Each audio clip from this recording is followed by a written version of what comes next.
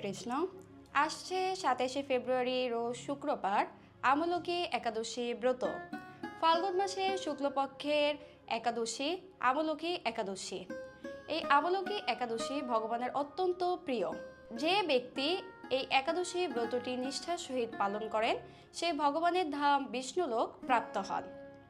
সুপ্রিয় ভক্তবৃন্দ, আজকে আমরা এই ভিডিওতে জানব আমলকি একাদশীর বিশেষ কিছু মাহাত্ম্য, আমলকি একাদশী আপনারা কিভাবে পালন করবেন এবং একাদশীর দিন কি কি করবেন। তাই ধৈর্য সহকারে ভিডিওটি দেখতেই থাকুন।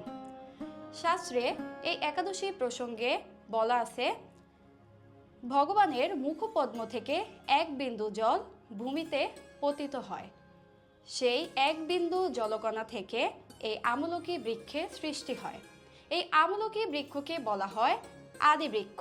এই আমলকি বৃক্ষে ব্রহ্মা, বিষ্ণু, মহেশ্বর অবস্থান করেন। এমনকি এই বৃক্ষের প্রতিটি শাখা প্রশাখায় এমনকি পাতাতেও মুনি ঋষিগণ এবং দেবতারা অবস্থান করেন। এই আমলকি বৃক্ষকে বলা হয় বৈষ্ণব। আমলকি একাদশীর দিন যদি কেউ আমলকি বৃক্ষের স্মরণ করে তাহলে একটি গাভী অথবা গোদানের ফল লাভ হয়, এবং কেউ যদি আমলকি বৃক্ষের দর্শন করে এর দ্বিগুণ ফল অর্থাৎ দুটি গোদানের ফল লাভ হয়, এবং কেউ যদি একাদশীর দিন আমলকি ফল ভক্ষণ করেন তাহলে 3 গুণ অর্থাৎ 3টি গোদানের ফল লাভ হয়। চলুন জেনে নেই আমরা এখন আমলকি একাদশী ব্রতটি কিভাবে পালন করবেন। একাদশীর আগের দিন অর্থাৎ দশমীর দিন নিরামিষ আহার অথবা ভগবানকে নিবেদিত মহাপ্রসাদ গ্রহণ করতে চেষ্টা করবেন। রাত 12 ঘটিকার পূর্বে রাতের আহার সম্পন্ন করে দিবেন এবং ঘুমাতে যাওয়ার পূর্বে দন্ত মার্জন অথবা দাঁত ব্রাশ করে দিবেন। একাদশীর দিন আপনারা খুব ভোরে ব্রাহ্ম মুহূর্ত সময় অথবা সূর্যোদয়ের পূর্বে শয্যা ত্যাগ করে স্নান করে নেবেন। আপনার দাদার সঙ্গে তিলক ধারণ করবেন, তুলসীর মূলে জল সিঞ্চন করবেন, 4 বার তুলসী পরিক্রমা করবেন, আপনার গৃহের নিত্যদিনের পূজা পাঠে অংশগ্রহণ করবেন, ভগবানের শ্রীচরণ কমলে অধিক সংখ্যক তুলসীপত্র এবং পুষ্প অর্পণ করবেন। একাদশীর দিন শ্রীমদ্ ভগবদ গীতা থেকে শ্লোক অধ্যয়ন করবেন। আমলকি একাদশীর ব্রত মাহাত্ম্য কথা পাঠ এবং শ্রবণ করবেন। একাদশীর দিন অধিক সংখ্যক হরে কৃষ্ণ মহামন্ত্র জপ কীর্তন করবেন। যারা 4 মালা জপ করেন তারা 16 মালা জপ করবেন, এবং যারা 16 মালা জপ করেন তারা 25 মালা জপ করতে চেষ্টা করবেন। শাস্ত্রে নির্জলা একাদশী পালনের কথা বলা হয়েছে, কিন্তু আমরা যারা নির্জলা একাদশী পালন করতে পারি না তারা একাদশীর দিন অনুকল্প প্রসাদ গ্রহণ করবেন।